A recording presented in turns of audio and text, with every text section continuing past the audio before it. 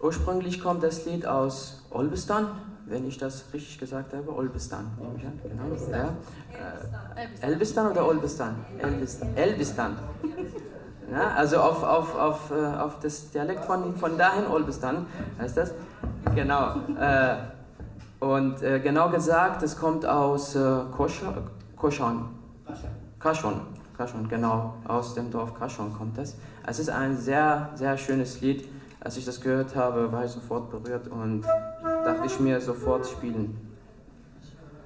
So, ach so, übrigens, ganz kurz, ich habe immer manche Sachen vergesse ich. Das erste Lied, was wir gespielt haben, heißt Shahlawand. Shahlawand bedeutet Tollste Frau? meine schönste Frau, also Königin der Schönheit, also meine eigene Königin der Schönheit. Und das nächste Lied, was wir jetzt spielen werden, heißt Bûkê Delal, dibim. Es heißt, meine Braut, meine liebe Braut, ich nehme dich zu mir. Sofort wörtlich übersetzt.